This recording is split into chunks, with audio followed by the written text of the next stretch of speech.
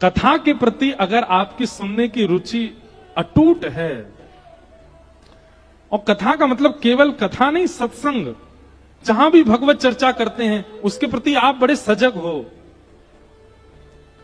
अगर ये भक्ति आपके अंदर निपुणता रूप से है सुनने की, तो बाकी की भक्तियां अपने आप आ जाएंगी। श्रवणम प्रथम भक्ति, दूसरी भक्ति कौन सी? कीर्तनम। अगर सुनने वाला अच्छा होगा तो निश्चित है कीर्तन होते ही उसके करताल बजने लगेगी, कीर्तन होते ही वो थिरकने लगेगा, वो आनंदित हो जाएगा। और जो कीर्तन में यूं ही बैठे रहते हैं ना, देख लेना वो कथा सुनते ही नहीं है, इसीलिए कीर्तन में ताली का मन भी नहीं करता उनका। वो पूरी कथा में ऐसे ही बैठे रहते हैं, मुंह फुलाए, जबरदस्ती आए जन। क्यों? कई तो ऐसे मुझे दिखते हैं, मन तो मेरा होता है इनसे पूछ लूं क्या बात है भैया, क्यों ऐसे उदास क्यों बैठे हो, पर लगता है सबकी नजर जाएगी फिर, इसलिए हम बोलते नहीं।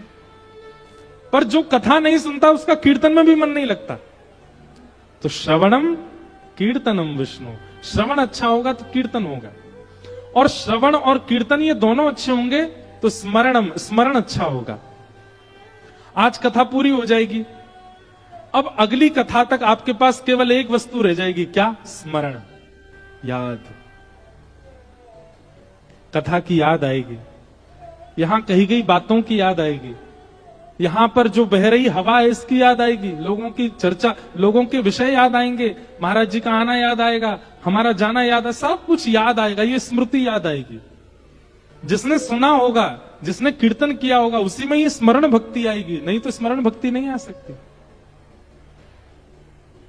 तुम्हारी याद आती है, बताओ क्या करें मोहन, सुबह और शाम आती है, रात भर ये जगाती है, तुम्हारी याद आती है, बताओ क्या करें मोहन। याद आना भी एक भक्ति है, सबको याद नहीं आती।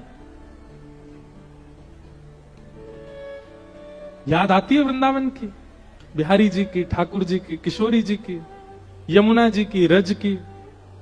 और वो याद केवल याद नहीं, याद आ रही है हमको वृंदावन, नहीं नहीं, याद विरह प्रकट कर दे, नेत्रों में आंसू आ जाए, तब समझो कि याद है, तब समझो विरह है।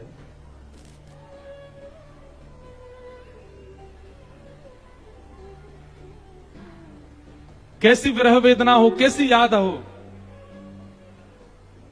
एक बहुत सुंदर भाव है, मैं वो छोटा सा था तब से गाता हूं। तेरे बगैर संवरिया जिया नहीं जाए,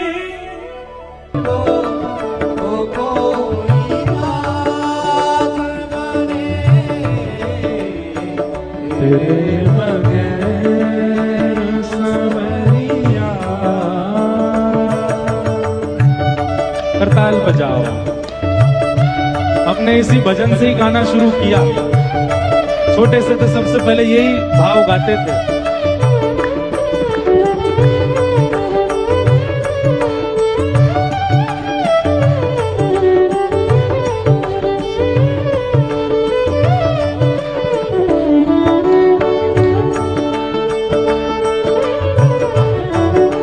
विरह ऐसा हो,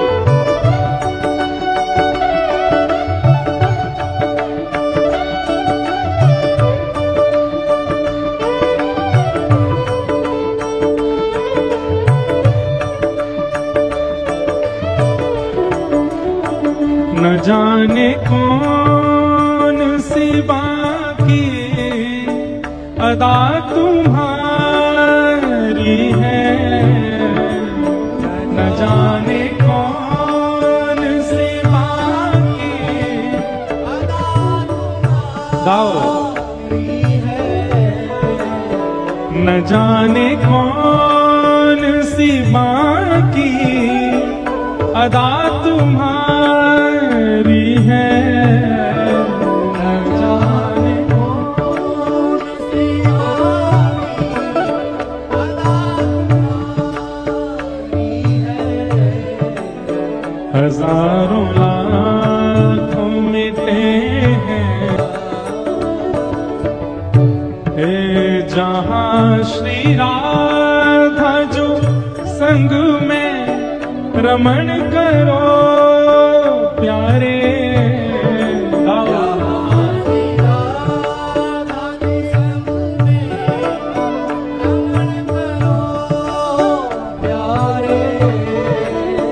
जहां श्री राधा जो संग में रमण करो प्यारे।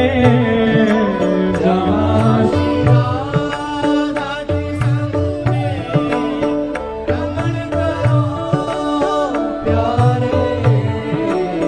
वो जमुना जी का किनारा, वो जमुना जी का किनारा, वो जमुना जी का किनारा, तेरे बगैर सवरिया जिया नहीं जाए। तुम आके गोविंद राधे राधे राधे राधे राधे गोविंद गोविंद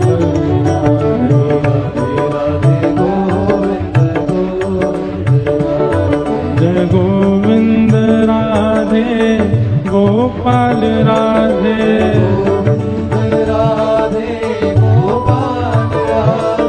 जय गोविंद राधे गोपाल राधे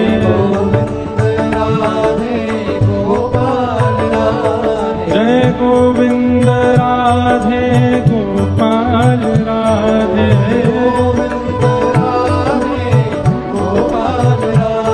जय गोविंद राधे गोपाल राधे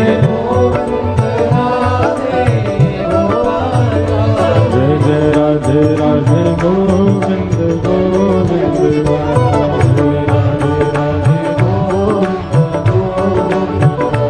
राधे राधे राधे गोविंद गोविंद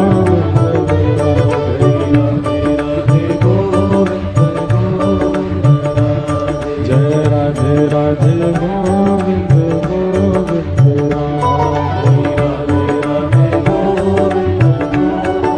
जय राधे राधे गोविंद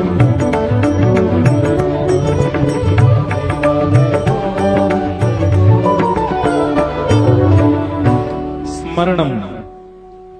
स्मरण कब? जब श्रवण और कीर्तन विशेष हुआ होगा तभी स्मरण बनेगा। बहुत सुंदर भाव है। हमने बहुत शायद 1 साल बाद अब गाया, और 1 साल पहले तो कम से कम 10 साल बाद गाया था।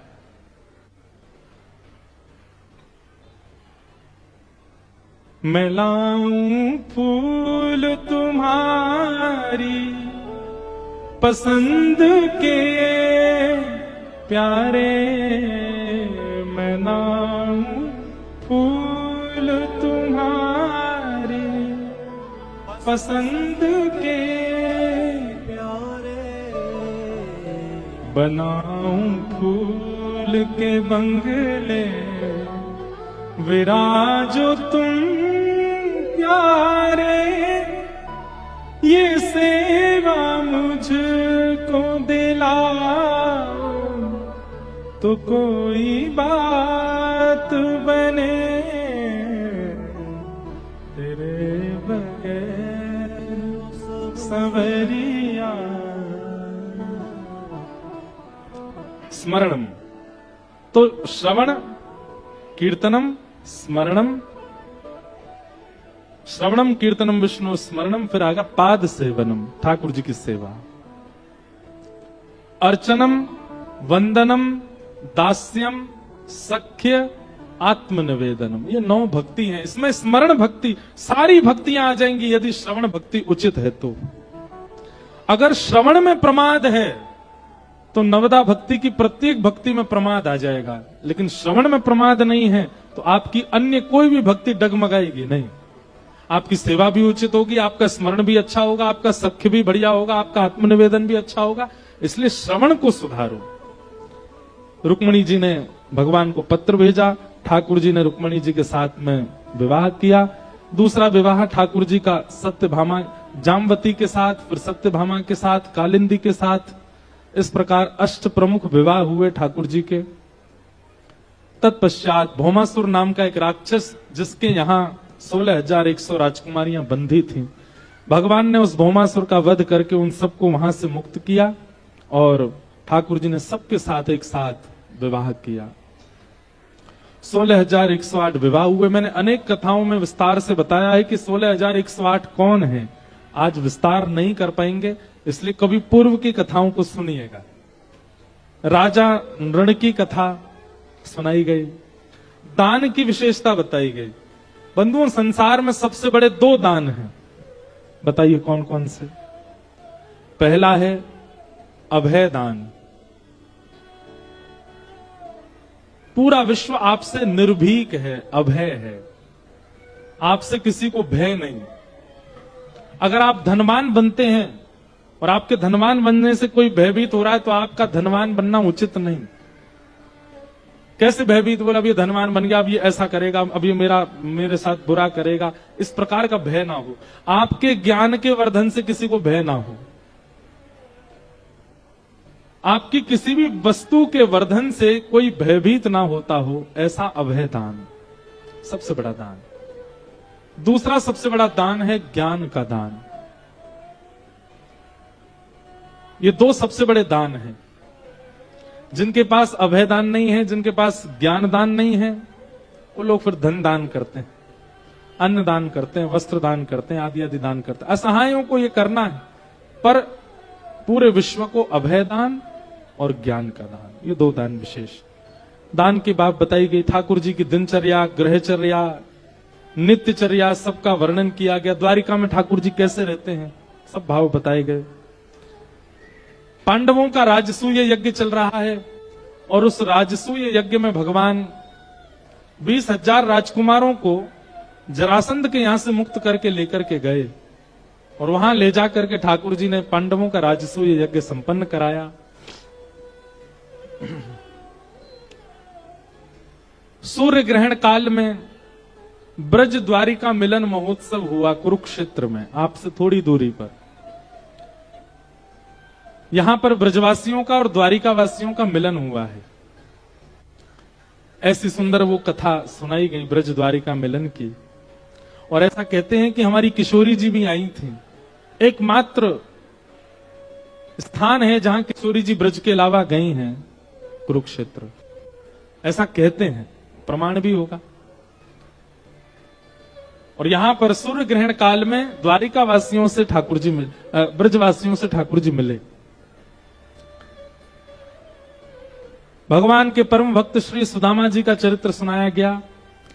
कृष्णस्य आसीत सखा कश्चित ब्राह्मणो ब्रह्मवित्तमः विरक्त इंद्रियार्थेषु प्रशांतात्मा जितेंद्रिय। श्री सुदामा जी महाराज ठाकुर जी के सखा हैं। हम एक बात कहते हैं, मित्र और सखा, ये 2 शब्द हैं, दोनों में अंतर है। काम पड़ने पर मिले, कभी कभी मिले, कभी कभी आपके काम आवे, उसको मित्र कहते हैं। पर जो सदा आपके संग रहे, सदा आपको आपका ध्यान रखे, आपका कभी त्याग ना करे, आपसे कभी दूर ना जाए, आपका हाथ से हाथ पकड़ करके रहे, उसको सखा कहते हैं।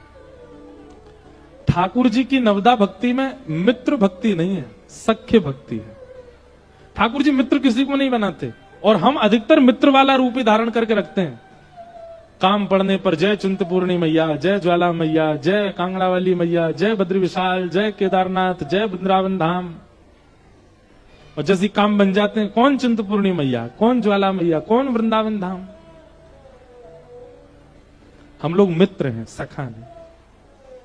पर कथा हमको सखत्व सिखाती है, सखत्व बनाती है, सखा बनाती है। चाहे काम हो चाहे निष्काम हो, सदा ठाकुर जी के रहो। नाम जपते चलो, काम करते चलो, हर समय कृष्ण का ध्यान धरते चलो। काम की वासना को मिटाते चलो, कृष्ण गोविंद गोपाल गाते चलो। सुख में भूलो मती, सुख में फूलो मती, दुख में भूलो मती। प्राण जाए मगर नाम भूलो मती, मुरली वाले को मन से रिझाते चलो, कृष्ण गोविंद गोपाल गाते चलो। देखना इंद्रियों के न घोड़े भगे, इनमें हरदम जो संयम के कोड़े पड़े, अपने रथ को सुमार्ग लगाते चलो, कृष्ण गोविंद गोपाल गाते चलो। सखा बनिए ठाकुर जी के, मित्र नहीं। चाहे जैसी हो स्थिति, आप ठाकुर जी को भूलो मत। अच्छी है, बुरी है, नेगेटिव है, पॉजिटिव है, अनुकूल है, प्रतिकूल है, ठाकुर जी सदा रहे चित्त में। सखा। सुदामा जी कौन है? ठाकुर जी के सखा हैं। सुदामा जी की स्थिति सबको पता है, धन नहीं है, लेकिन फिर भी श्री सुदामा जी कभी शिकायत नहीं करते ठाकुर जी से, बल्कि अपने जीवन की हर स्थिति को जो सकारात्मक रूप से देख लेता है, उसी को वैष्णव कहते हैं।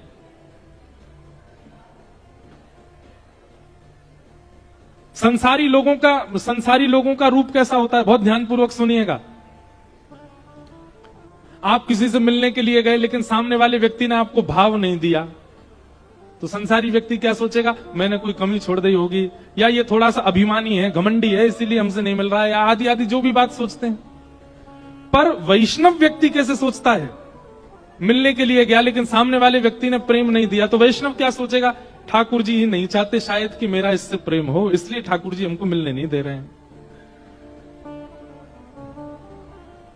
कभी अगर दाल सब्जी में नमक कम पड़ जाए, अब तो ऊपर से डाल लेते हैं, पर वैसे नियम है कि भगवत प्रसाद में नहीं डालना चाहिए। ठाकुर जी ने जैसे पाया वैसे ही पाना चाहिए।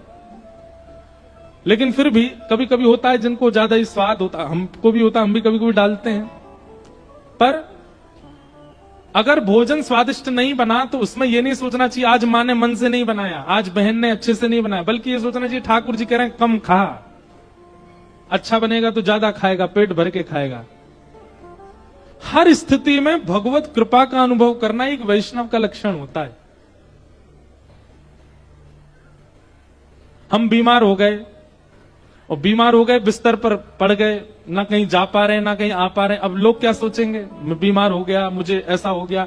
संसारी व्यक्ति उसमें दुनिया भर की बातें सोच लेगा, लेकिन आध्यात्मिक व्यक्ति क्या सोचेगा?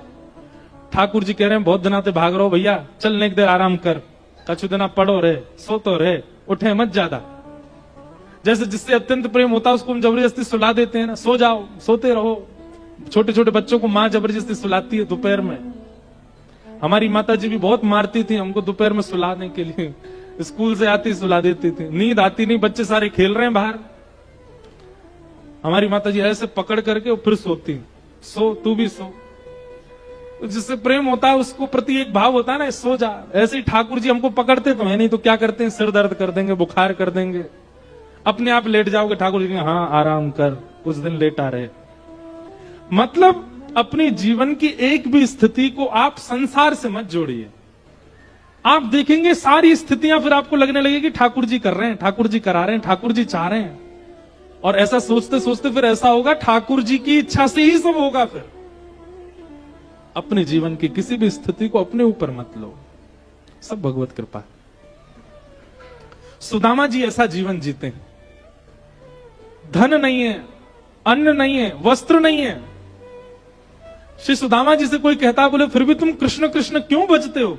सुदामा जी को, अरे बाबड़े तो ना पतो, संसार के लोगों को सारी व्यवस्था ठाकुर जी इसलिए दे देते हैं ताकि भगवान से थोड़ी देर मन हटे, व्यवस्थाओं में भी लगे।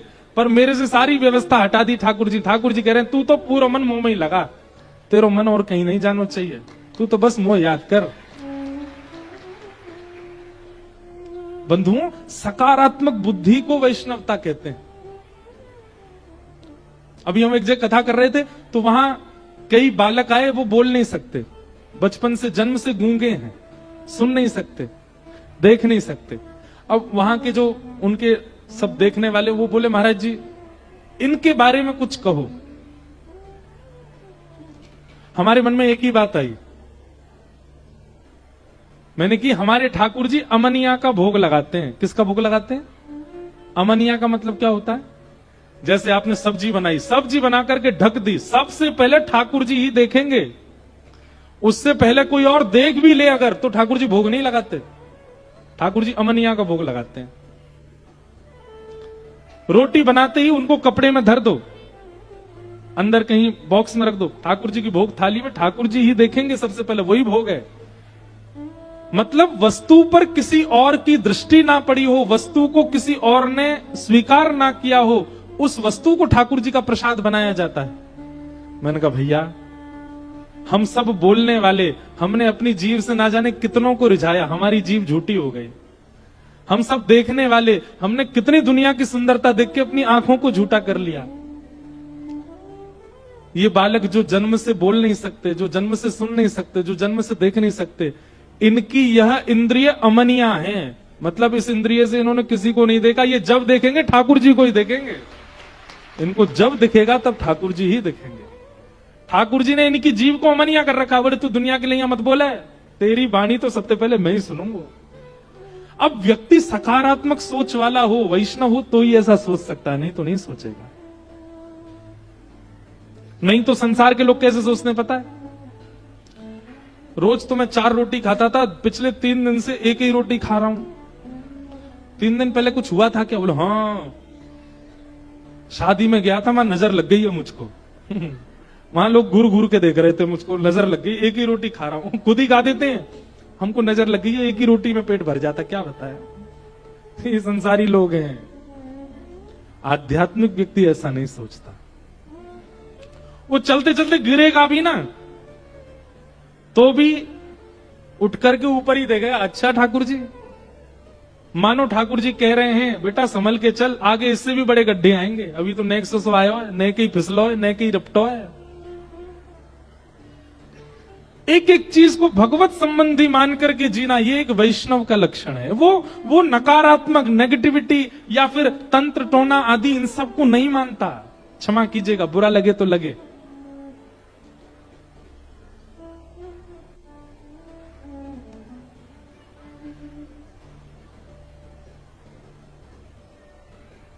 वैष्णव व्यक्ति तो केवल भगवत कृपा मानता है हर चीज में।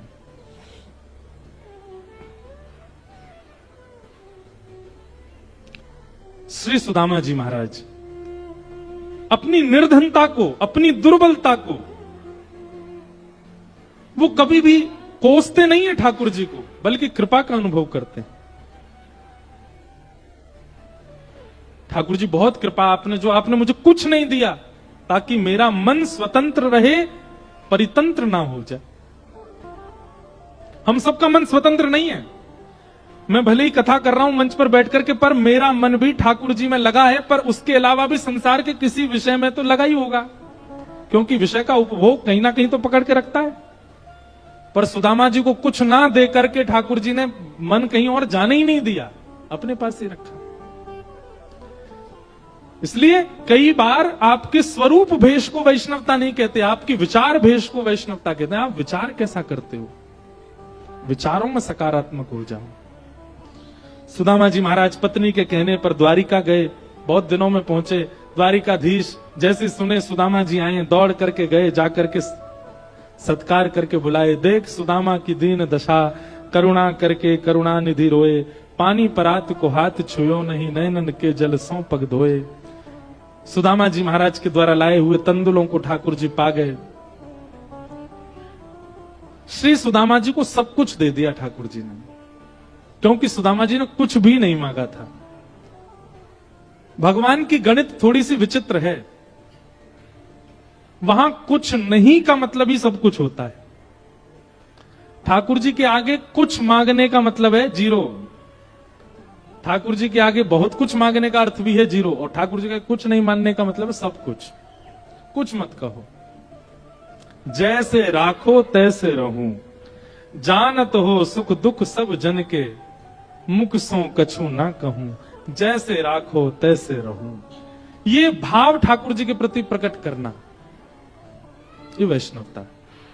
श्री सुदामा जी महाराज को सब कुछ ठाकुर जी ने दिया। बोलो भक्तवत्सल भगवान की।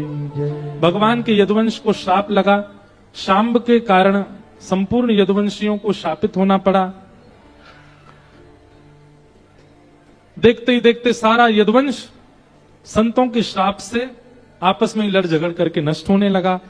श्री बलराम जी महाराज भगवत धाम क्षीर सागर में प्रवेश कर गए। भगवान अपनी लीला पूरी करने से पहले कदम्ब वृक्ष के नीचे बैठे हैं और तभी एक भेलिया ने बाण मार दिया, लेकिन ठाकुर जी के पैर का स्पर्श किया बाण ने। भगवान ने कहा सब हमारी इच्छा से हो रहा है, बिल्कुल चिंता मत करो। अर्जुन को भगवान ने कहा तुम वृंदावन चले जाओ। उद्धव को भगवान ने ज्ञान उपदेश करते हुए कहा कि तुम बद्रिक आश्रम जाओ, जाकर के मेरी भक्ति का प्रचार करो। मैत्रेय मुनि को भगवान ने आज्ञा किया आप अपने आश्रम जाओ, विदुर जी को ज्ञान उपदेश करना। सबको भगवान ने ज्ञान उपदेश किया। इसी को भागवत धर्म कहते हैं। इसी बीच में यहां नवयोगेश्वर संवाद भी आता है, जहां पर नारद जी महाराज बैठ करके श्री वसुदेव जी को ज्ञान उपदेश करते हैं, जो 9 योगेश्वरों ने राजा निमि को किया था। बहुत सुंदर है नवयोगेश्वर संवाद। नवयोगेश्वर संवाद में कुछ श्लोक भक्ति पथ के बड़े सुंदर हैं। सब तो नहीं कहेंगे, अवकाश नहीं है, पर हम 3 बातें कह करके और फिर कथा को विश्राम करेंगे।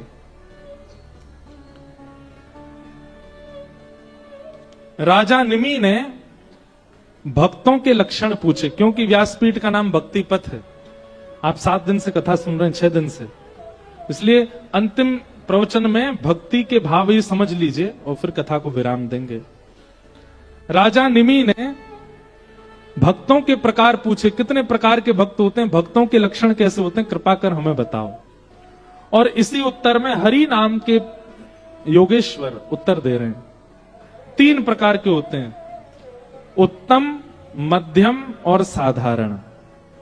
आप कौन से हो, उत्तम हो, मध्यम हो कि साधारण हो? सुनो, उत्तम कौन है, मध्यम कौन है और साधारण। सबसे पहले उत्तम भागवत का लक्षण क्या है? भागवत मतलब भक्त।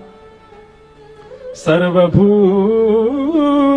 यः पश्येत् भगवद् भावमात्मना भूतानि भगवत्यात्मन् एष भागवतोत्तम। बहुत सावधानी से सुनिएगा, ये अंतिम भाव हम सुना रहे हैं। सर्वभूतेषु यः पश्येत् भगवद् भावमात्मनः भूतानि भगवत्यात्मन एष भागवतोत्तम। उत्तम भागवत कौन है, उत्तम भक्त कौन है? सर्वभूतेषु यः पश्येत्, जो सब में, देखो बहुत सुंदर अर्थ है इसका। जब राधा रमण जी को देखे, जब द्वारिकाधीश को देखे, जब भी ठाकुर जी को देखे, तो सबको ठाकुर जी में ही देखे। यही माता जी हैं, यही पिताजी हैं, यही हमारे सब कुछ हैं, मेरा इनके अलावा कोई नहीं है, ऐसा दर्शन करे, यही है मेरे सर्वस्व। जब ठाकुर जी को देखे तो सबको ठाकुर जी में ही देखे, और जब सबको देखे तो सब में ठाकुर जी को देखे। ये उत्तम भागवत का लक्षण है। समझ में आई बात? मतलब जैसे ही श्याम सुंदर के पास जाए तो बगल में अगर माता जी भी खड़ी है तो भूल जाए ये माता जी, यही है माता जी, यही है पिताजी, यही है मेरे रक्षक, यही है पालनहार। ओ पालनहारे निर्गुण और न्यारे, तुमरे बिन हमरा कौन नहीं, हमरी उलझन सुलझाओ भगवन, तुमरे बिन हमरा कौन। सब कुछ परमात्मा वही है। और जैसे मंदिर से बाहर निकल करके आवे, उसके बाद माता जी में भी उन्हीं को ही देखे, पिताजी में भी उन्हीं को ही देखे, भाई में भी उन्हीं को ही देखे, पति में भी उन्हीं को देखे, बच्चों में भी उन्हीं को देखे, पत्नी में भी उन्हीं को देखे, सखा में भी उन्हीं को देखे, लड़ने वाले में भी उन्हीं को, शत्रु में भी उन्हीं को देखे, सब में उन्हीं को। ये उत्तम भागवत। जब ठाकुर जी के सन्मुख है तो सबको ही ठाकुर जी हैं, और जब ठाकुर जी से विमुख है तो सबको ही ठाकुर जी, ऐसी भावना। ये उत्तम भागवत। बहुत कठिन है पर करके देखो। और नहीं तो अभी हम जो बता रहे थे ना सुदामा जी के चरित्र में, क्या कि सकारात्मक बुद्धि हो जाना, ये भी उत्तम भागवत है। कुछ भी घटना घटे उसमें नकारात्मक सोचना ही नहीं, सब में अच्छा सोचना है। जो हुआ सो अच्छा हुआ। एक राजा का मंत्री कहता था जो हुआ सब अच्छा हुआ, जो हुआ सब अच्छा हुआ, ऐसे ही बोलता रहता था। एक बार वो राजा वन में गए तो वन में सामने से किसी ने बाण मारा तो राजा की उंगली को स्पर्श कर गया। महामंत्री को तो देखो मंत्री कितना खून आ रहा है। मंत्री बोला जो हुआ अच्छा हुआ। राजा बोला तुम हमारे शुभचिंतक नहीं हो, हमारे खून निकल रहा है, हाथ कट गया, तुम कह रहे हो जो हुआ अच्छा हुआ, इसको जेल में डाल दो। बंदी बना दिया उसको। 2-4 दिन बाद राजा फिर से वन में गए तो राजा की सारी सेना बिछुड़ गई, अकेले राजा को कोल भीलों ने पकड़ लिया। बोले बढ़िया राजा मिला है, बढ़िया नर मिला, इसकी बलि चढ़ाओ देवी मैया को। खिलाया पिलाया नहलाया धुलाया। सब लोग बोले एक बार देख तो लो कहीं से कटा पिटा तो नहीं है। राजा ने अपने आप ही हाथ उठाया, कट रहा हूं मैं यहां से, यहां मेरे बाण लगा हुआ है।